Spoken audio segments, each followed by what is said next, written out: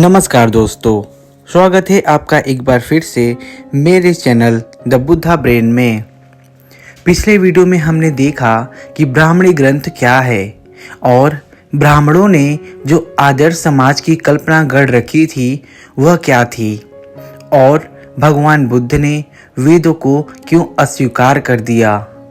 ब्राह्मणों ने जो आदर्श समाज की कल्पना गढ़ रखी थी उसको उन्होंने 4 वर्गों में विभाजित कर रखा था: ब्राह्मण, क्षत्रिय, वैश्य और शूद्र। और इन चारों वर्गों में कभी भी किसी तरह से कोई समानता नहीं हो सकती थी। आइए अब इसके आगे की कहानी को जानते हैं। आपसे अनुरोध है कि वीडियो में अंत तक बने रहें, तभी आप इस चैप्टर को अच्छी तरीके से समझ सकेंगे। तो आइए शुरू करते हैं। अब देखिए कि ब्राह्मण धर्म के प्रथम सिद्धांत के बुद्ध कड़े विरोधी थे। उन्होंने ब्राह्मणों के इस सिद्धांत का खंडन किया कि वेद अपौरुषीय हैं और उन पर प्रश्न चिन्ह नहीं लग सकता। भगवान बुद्ध की सम्मति में कोई ऐसी बात हो ही नहीं सकती जो गलत होने की संभावना से परे हो।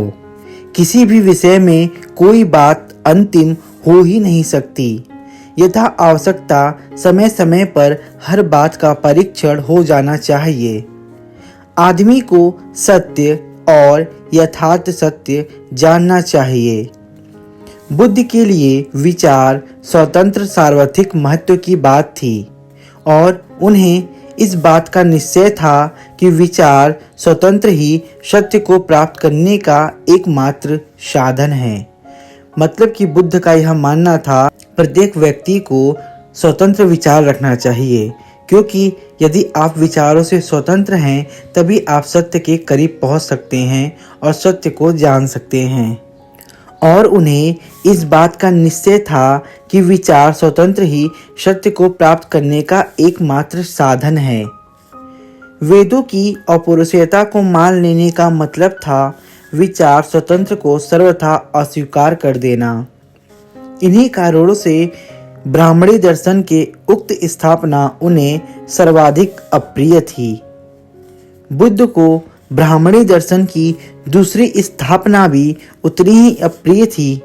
बुद्ध ने यह तो स्वीकार किया कि यज्ञ करना उचित है, किंतु उन्होंने सच्चे यज्ञ और झूठे यज्ञ इन दोनों के बीच एक विभाजन रेखा खींच दी। दूसरों के कल्याण के लिए आत्म परित्याग को ही बुद्ध ने सच्चा यज्ञ माना है। आत्म स्वार्थ के लिए किसी देवता को प्रसन्न करने के उद्देश्य से किसी पशु की बलि देना, इसको बुद्ध ने झूठा यज्ञ बताया है। अधिकांश ब्राह्मणी यज्ञ देवताओं को प्रसन्न करने के लिए दी जाने वाली पशुओं की बलियां ही थीं। बुद्ध ने इन्हें झूठे यज्ञ कहकर इनकी निंदा की। उस समय यज्ञ के नाम पर पशुओं की बलि दी जाती थी। जो ब्राह्मण लोग थे वो देवताओं को प्रसन्न करने के लिए यज्ञ करते थे और उसके पश्चात वो पशुओं की बलि देते थे, क्योंकि उनकी ऐसी मान्यता थी कि ऐसा करने से ईश्वर प्रसन्न होते हैं। तो बुद्ध इसके कड़े विरोधी थे। बुद्ध ने ऐसे यज्ञों को झूठा यज्ञ कहकर उसकी निंदा की। यज्ञ यदि आत्म के मोक्ष के लाभ के लिए ही किए जाएं तो बुद्ध उसके करने के पक्ष में भी न थे। मतलब कि यदि ऐसा करके किसी निर्दोष पशु की बलि दे करके भी यदि किसी व्यक्ति को ऐसा लगता है कि उन्हें इससे मोक्ष मिलता है तो भी बुद्ध इसके पक्ष में नहीं थे। यदि कोई एक पशु की बलि देने से स्वर्ग जा सकता है तो फिर शीघ्रतः स्वर्ग जाने के लिए उसे अपने माता पिता का ही बलिदान क्यों नहीं करना चाहिए। बुद्ध का यह तर्क था कि यदि किसी निर्दोष पशु की बलि देने से, यज्ञ करने से कोई व्यक्ति अपने पापों से मुक्त होकर स्वर्ग जा सकता है तो क्यों न वह अपने माता पिता की ही बलि दे दे। इससे तो वह और जल्दी स्वर्ग जा सकता है। यज्ञ का सिद्धांत बुद्ध को जितना बुरा लगता था उतनी ही बुरी बुद्ध को यह चातुर्वर्ण की स्थापना लगती थी। ब्राह्मणवाद ने चातुर्वर्ण के नाम पर जिस प्रकार के समाज संगठन की कल्पना की वह बुद्ध को सर्वथा अप्राकृतिक लगती थी। इसका वर्गाश्रित स्वरूप अनिवार्य था और मनमाना था। यह किसी के लिए हुक्म से रच दिए गए समाज के समान था। बुद्ध एक खुले और एक स्वतंत्र समाज के पक्षपाती थे। ब्राह्मणवाद का चातुर्वर्ण एक जड़ समाज रचना थी, अपरिवर्तनशील। एक बार ब्राह्मण के घर में जन्म ले लिया, हमेशा के लिए ब्राह्मण। एक बार क्षत्रिय के घर में जन्म ले लिया, हमेशा के लिए क्षत्रिय। एक बार वैश्य के घर में जन्म ले लिया, हमेशा के लिए वैश्य। एक बार शूद्र के घर में जन्म ले लिया, हमेशा के लिए शूद्र। समाज रचना का आधार व्यक्ति का वह पद था, वह दर्जा था जो उसे गृह विशेष में जन्म ग्रहण कर लेने मात्र से प्राप्त था। कोई बड़े से बड़ा पाप कर्म भी उसको इस दर्जे से गिरा नहीं सकता था। इसी प्रकार बड़े से बड़े पुण्य कर्म भी किसी को ऊपर नहीं उठा सकते थे। न गुण की ही कहीं पूजा थी और न विकास की ही कहीं गुंजाइश थी। कोई भी समाज ऐसा नहीं है जिसमें असमानता न हो, लेकिन ब्राह्मणवाद की बात ही दूसरी है।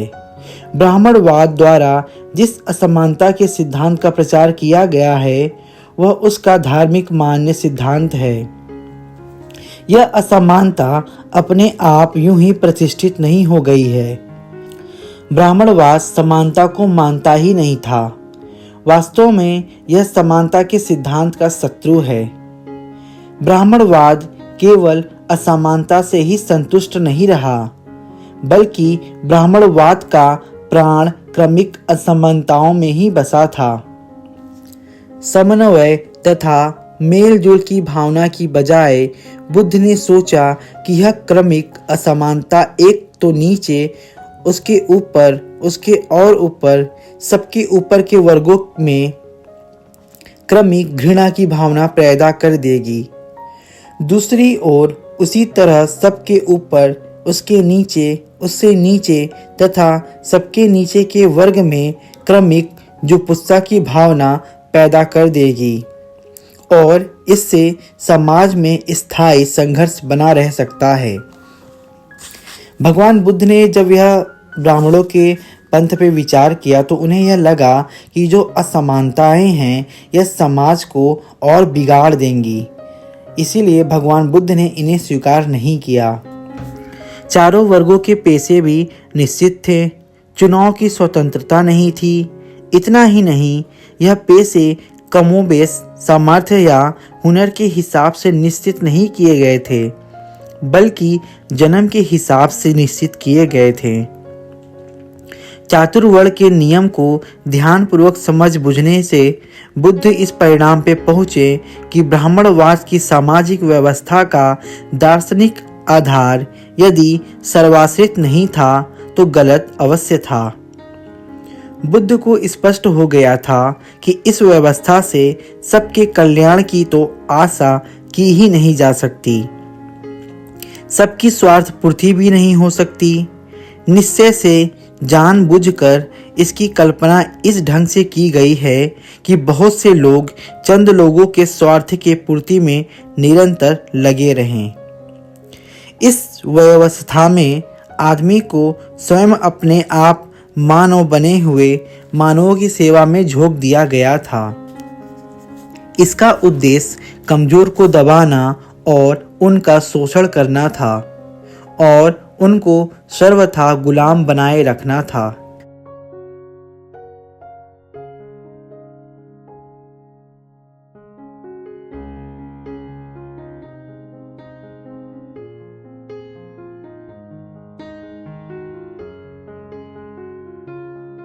विद्रोह करने से भी कष्ट दूर नहीं किया जा सकता, क्योंकि उसके पुनर्जन्म के कर्म में यह पहले से ही निश्चित कर दिया है कि वह इस जन्म में दुखी रहेगा। शूद्र और स्त्रियां जिनकी मानवता को ब्राह्मणवाद ने बुरी तरह छिन्न छिन्न कर दिया था, सर्वथा शक्तिहीन थी। वह इस पद्धति के विरुद्ध जरा सा सर न उठा सकते थे। उन्हें ज्ञान प्राप्त करने तक का अधिकार न था।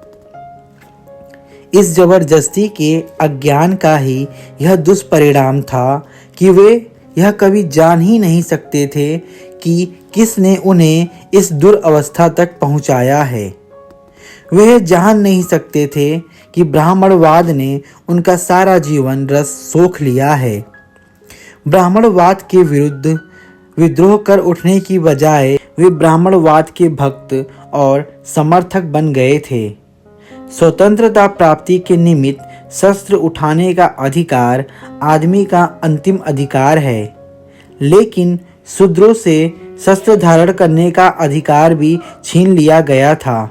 ब्राह्मणवाद के अधीन बेचारे शूद्र स्वार्थी ब्राह्मणों, शक्तिशाली क्षत्रियों और धनी वैश्यों के एक भयानक षड्यंत्र के शिकार मात्र बनकर रह गए थे। क्या उसमें सुधार हो सकता था? बुद्ध जानते थे कि यह भगवान की बनाई हुई सामाजिक व्यवस्था बताई जाती है, इसीलिए इसमें सुधार नहीं हो सकता। इसे केवल समाप्त किया जा सकता है। ब्राह्मणवाद के अधीन बेचारे शूद्र स्वार्थी ब्राह्मणों, शक्तिशाली क्षत्रियों और धनी वैश्यों के एक भयानक षड्यंत्र के शिकार मात्र बनकर रह गए। क्या उसमें सुधार हो सकता था? बुद्ध जानते थे कि यह भगवान की बनाई हुई सामाजिक व्यवस्था बताई जाती है, इसीलिए इसमें सुधार नहीं हो सकता। इसे केवल समाप्त ही किया जा सकता है। इन्हीं कारणों से बुद्ध ने ब्राह्मणवाद को सधम्म का, जीवन के सच्चे धम्म का परम विरोधी मानकर अस्वीकार कर दिया।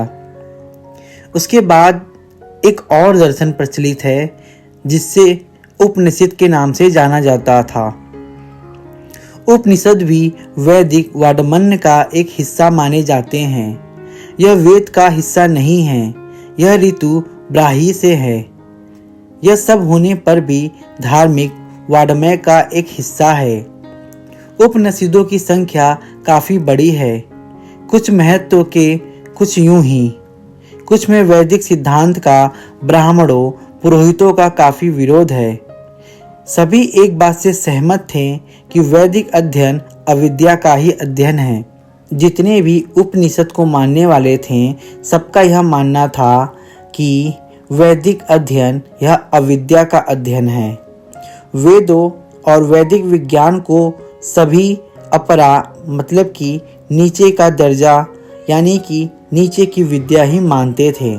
वे सभी वेद को अपौरुषीय न मानने के समर्थक थे।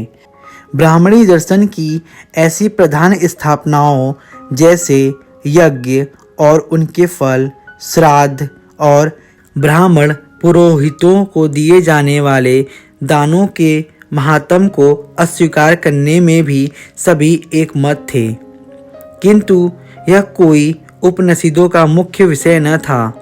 उनकी चर्चा का मुख्य विषय था ब्रह्मा और आत्मा।